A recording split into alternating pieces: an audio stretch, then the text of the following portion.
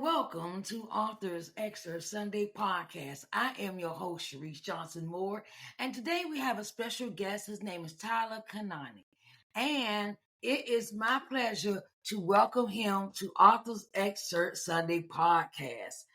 Tyler is the author of his book. It is a marvelous, wonderful read, and it is a cultivating process of writing a book of this magnitude. And Tyler, he is a rugby player, a coach, a cybersecurity salesman, a cryptocurrency entrepreneur, and he has so many things under his belt, and he's come through a lot of things in his life to bring him to a point where he has solitude and resolve, and he is very resilient in his writing, in his process, in his life. So, hello, Tyler, and how are you doing today? And I'm doing great. I'm really excited to be with you. All right, introduce yourself. Tell us about who you are and what you do. Yeah. First, my curses. I suffer from bipolar 1 disorder. This means I have manic episodes as well as severe depression. I've attempted suicide twice, and I've been institutionalized at a mental health hospital. And that's kind of where I had my life saved, and everything kind of turned around. As far as my blessings go, I was a really great rugby player. I had ambitions to play at the professional level. But another curse, I've ruptured my patellar tendon to both of my knees. It's when your knee goes into your quad. It happens once for every 147,000 human years. So to do it twice, it's kind of like discovering life on other planets. But I've made do with, the deck of cards that I've been dealt. I've had to change myself, my vocation many times, having to adapt with bipolar. Like you said, I've worked in cybersecurity. I've been a head coach of a collegiate women's rugby team. I've started a cryptocurrency company, and I've done a lot of things. And now I'm a writer. My book is a memoir. It's called The Maniac with No Knees, and it's about my struggle with undiagnosed bipolar. So I'm hoping to reduce the stigma of mental illness. I'm hoping to show people that they're not alone when they're fighting something like this, and I'm hoping to inform the general public about mental illness, because there is still a long way to go in terms of treating us like other people. All right, I know that's right. We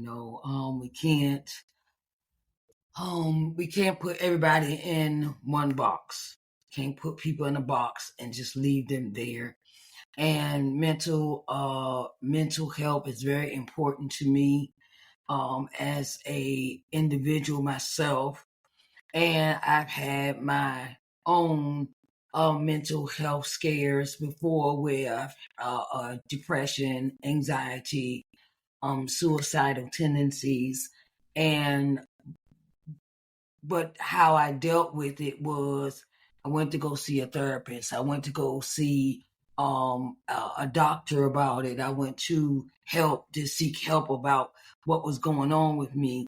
And in this book, The Maniac with No Knees, it is considered a autobiography. Am I correct?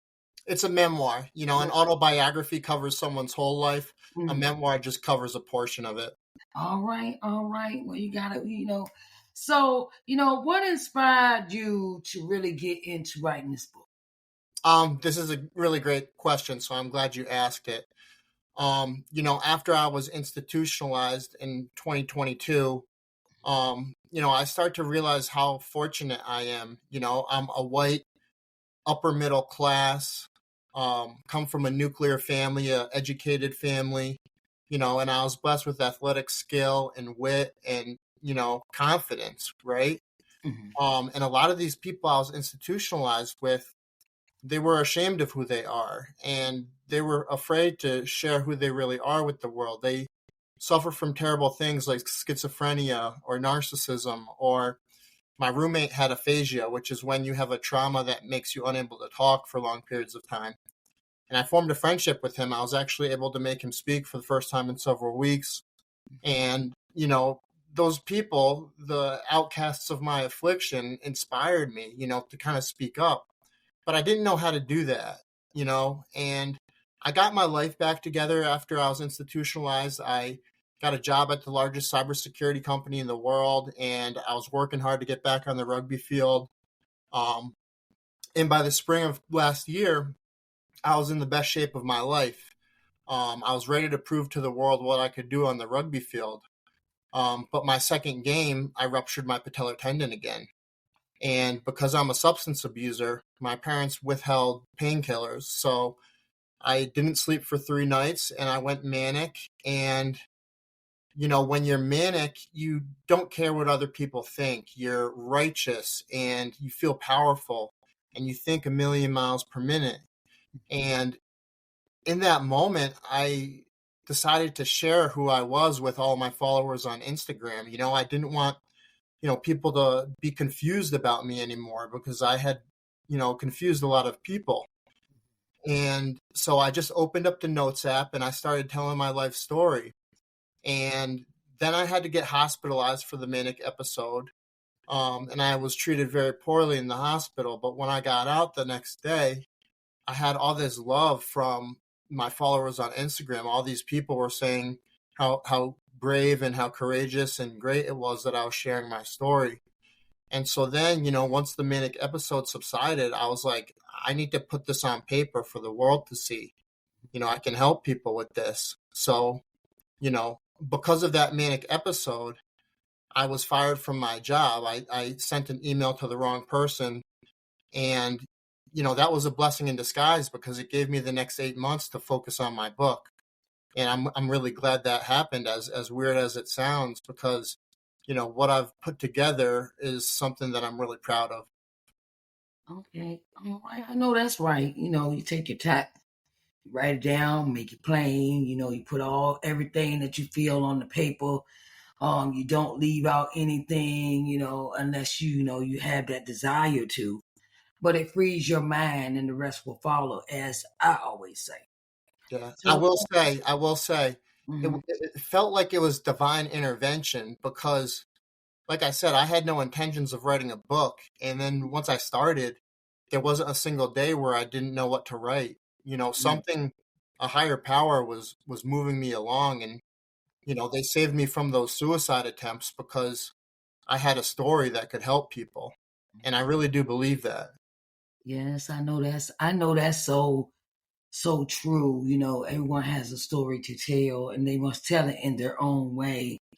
Okay, what message or theme do you hope readers will take away from reading your book?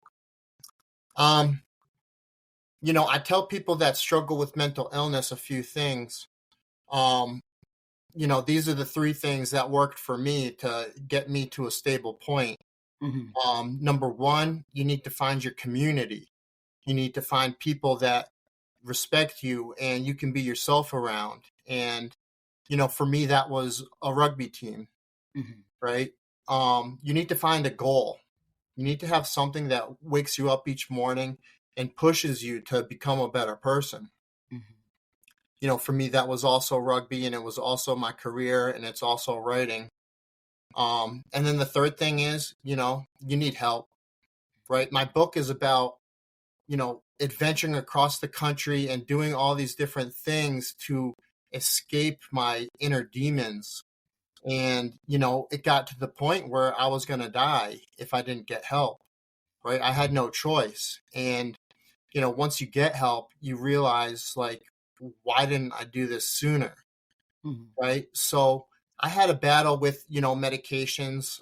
It's tough to prescribe a psychiatric illness because there's a lot of things that work for different people. I Hmm. cycled through 14 medications and some of them had really horrific side effects. Like, Hmm. I was put on an early stage trial antipsychotic that made me gay for 3 months. And I've never, I don't have a gay bone in my body. And once I stopped taking the medication, I was a little scarred, but I was no longer gay, which is just crazy. Mhm. But eventually I found the medication that worked for me. I'm on a mood stabilizer called lithium, and Mhm. that saved my life. And I'm on an antipsychotic called olanzapine, and that saved my life. So, Mhm. I it can be tough to ask for help, especially, you know, the personification of masculinity and men just not wanting to admit that there's something wrong. I was an athlete for all my life, and everybody, applauded my courageousness. I would play a rugby game on a broken ankle, and people would applaud that. But when it comes to your mental health, Yeah. you know, you're not alone, and you should ask for help. It's not the same as sports. Yes. It's So those are some of the core values I tried to put together in my book. okay. So, how was your writing process for your book? What does the writing process look like for your book? Yeah, for me, I mean, it was my first time writing, so I was kind of learning on as I went. Mhm. Um, I messed around with a few different things at first. Like I was only gonna write about my time away from rugby, Mhm. but then I realized rugby was the biggest theme of my life, and I couldn't leave it out. Mhm. But I was really struggling to find someone in the business that could help me or teach me or edit my book.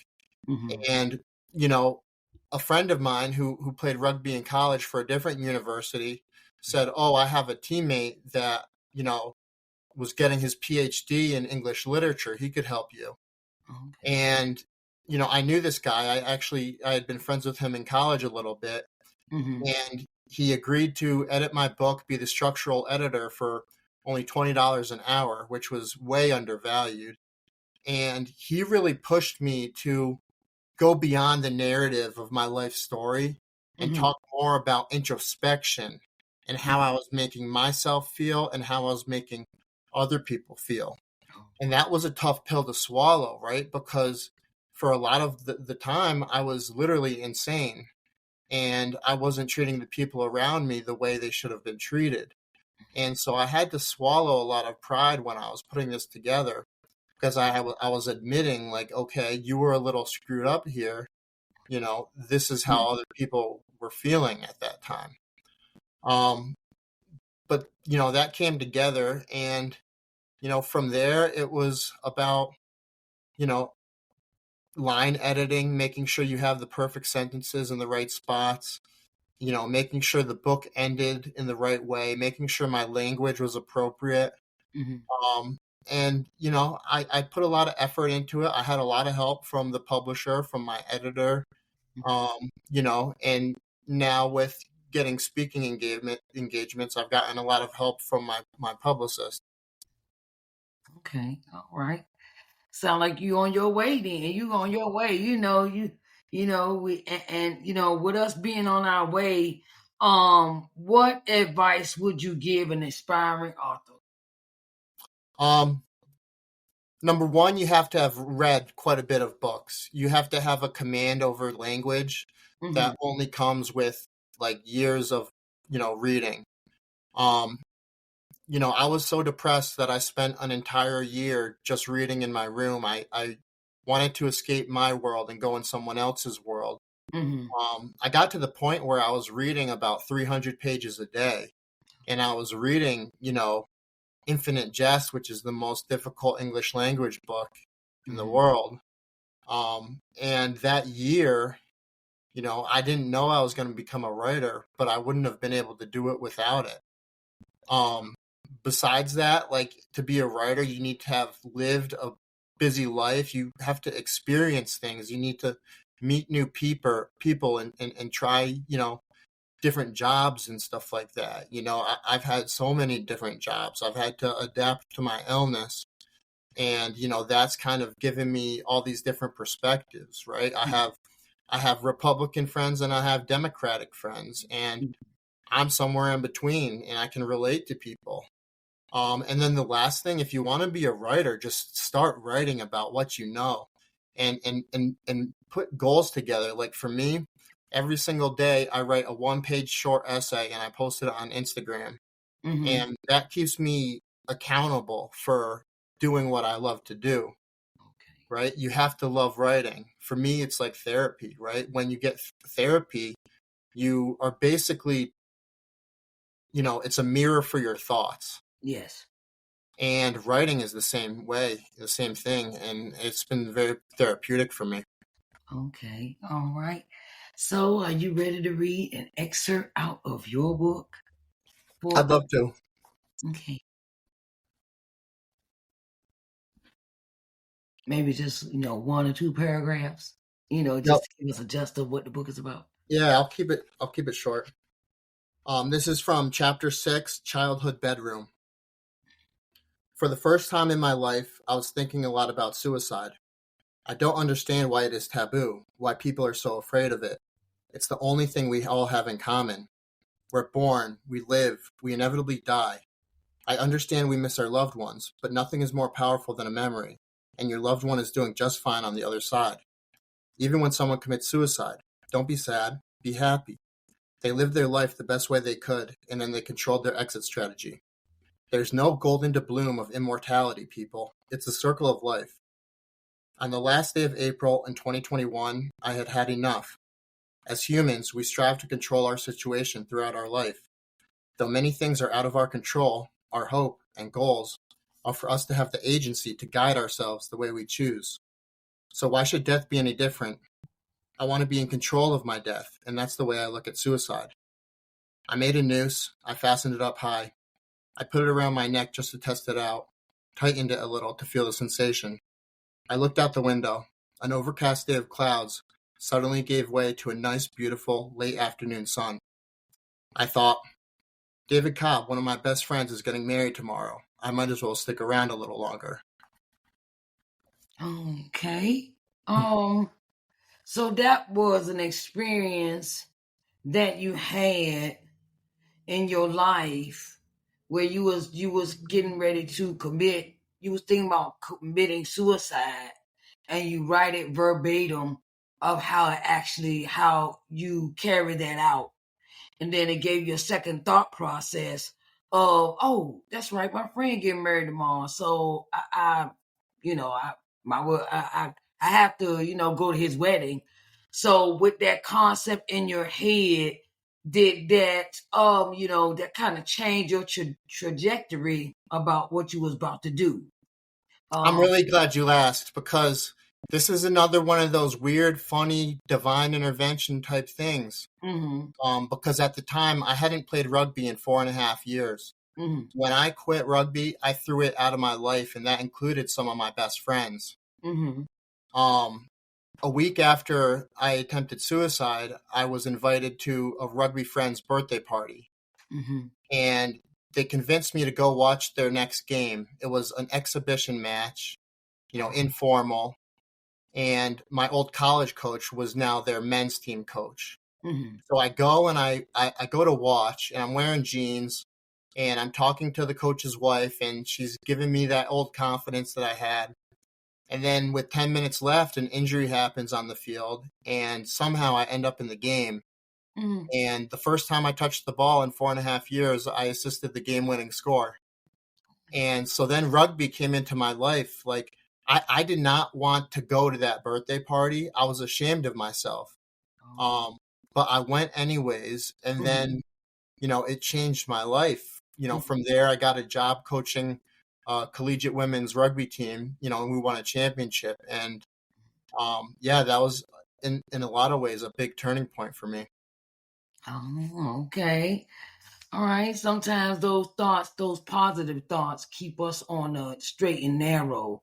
When the positive thoughts come into our head, oh, I gotta go to my friend's wedding tomorrow. Okay, that was, like you said, it's a divine intervention, because God is always in charge of our lives, and sometimes we might think we're doing things. We might think we're doing things our way, but God has a way of always of making us think about things before we do them. He always has this way bringing us back to reality in our minds of, look, you got this positive thing going on, you got this positive event, you have something positive going on. So why would you want to, it kind of makes you think, why would you want to destroy that when you have something positive going on? And and so that's how God makes us think. How has the response been for the release of your book?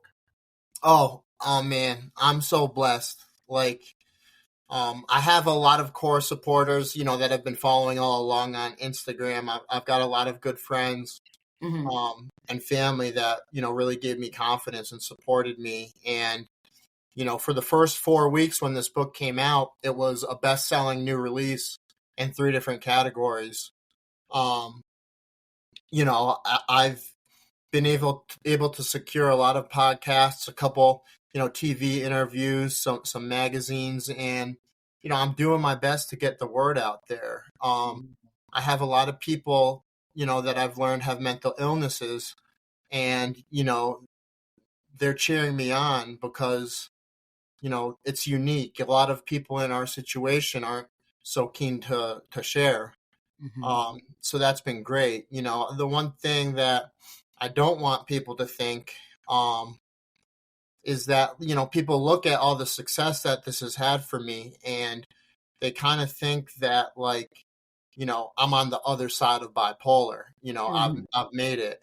Yeah. Um, but the reality is, like, this is a lifelong illness, and I Yeah. still struggle every day. I have bad substance abuse habits.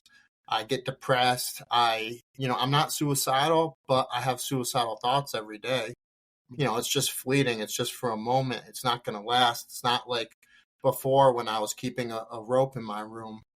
Um, so I just want people to know that, like, I'm still going through it, right? Mm-hmm. This book has been great for me. It's really given me a purpose, and I'm Mm-hmm. thankful for that, but life goes on. Yes.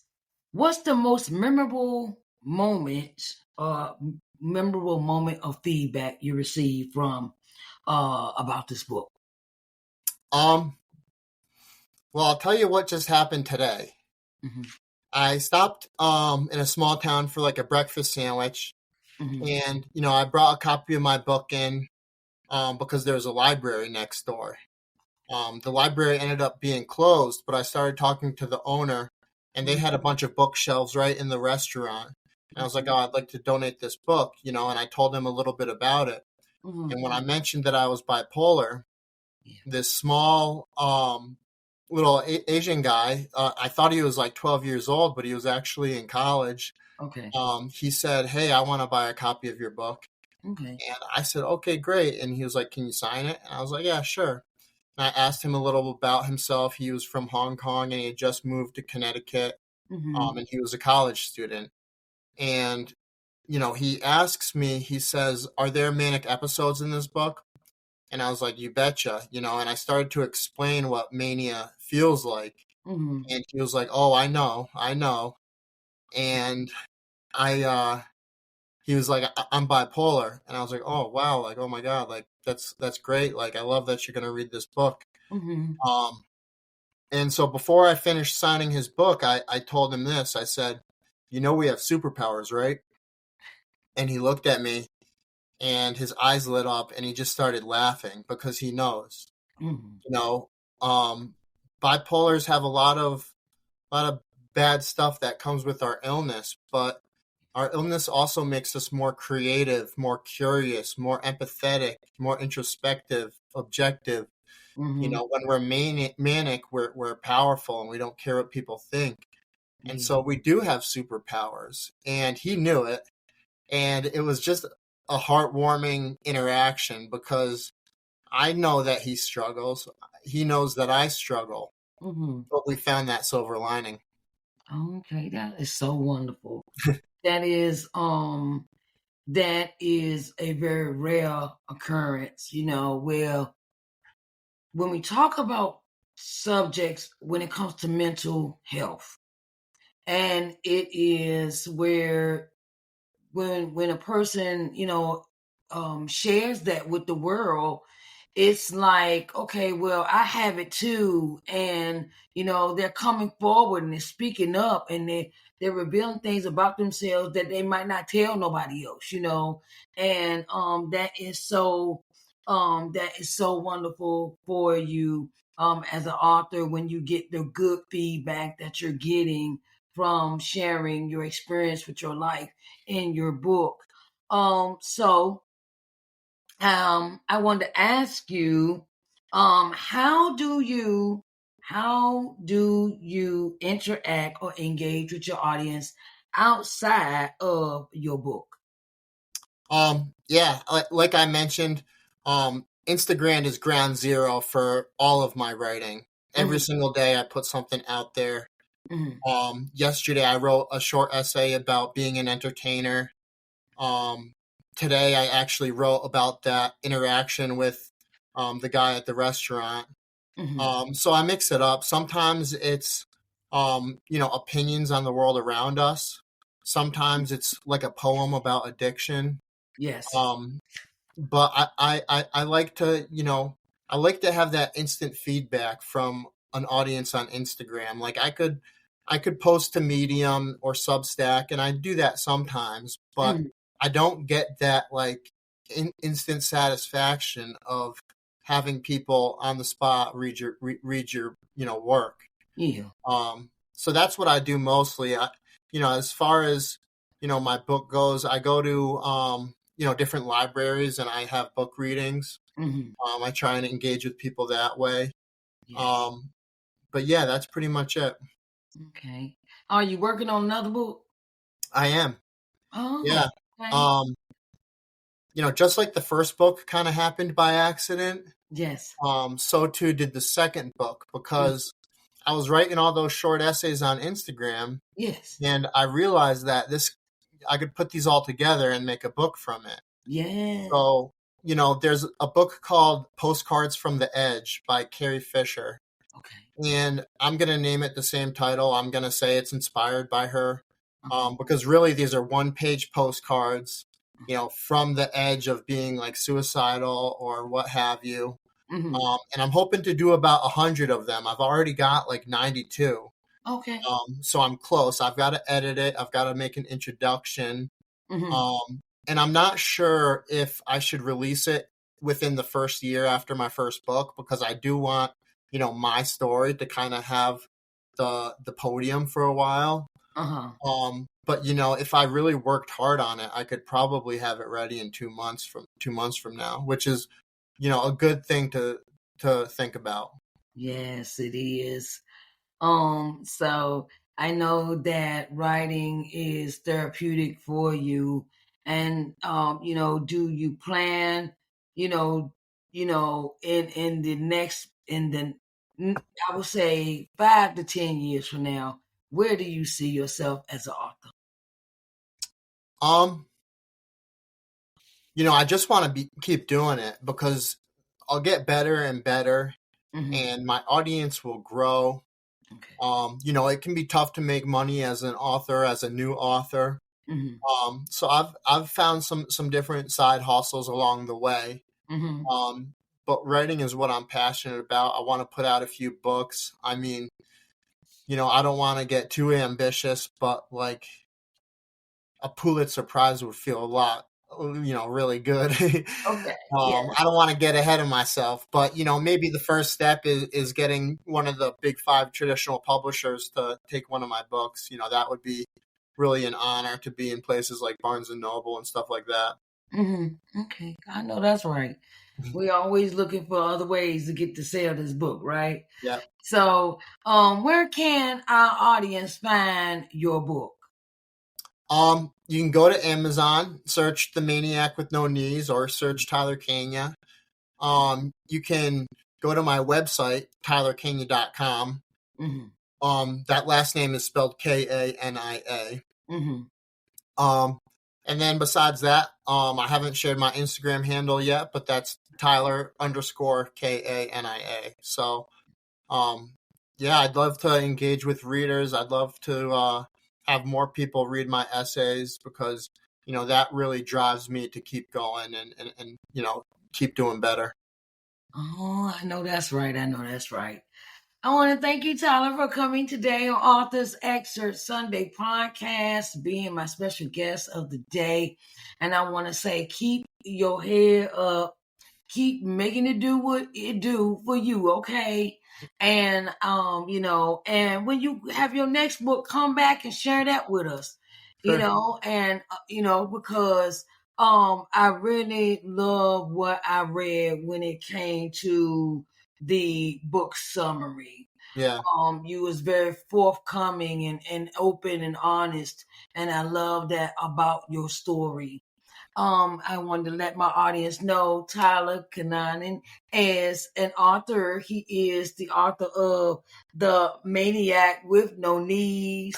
It is can be purchased on Amazon and get it today. And it is a memoir. And I want to say, Tyler, thank you so much for coming and come back again. Okay, baby. All It's my right. pleasure. I'd love to. You've been great. All right. Thank you, everyone, for coming in to Authors Extra Sunday podcast. I am your host, Sharice Johnson Moore, and we'll see you next time on Authors Extra Sunday podcast. All right, babies. Okay, y'all have a blessed day.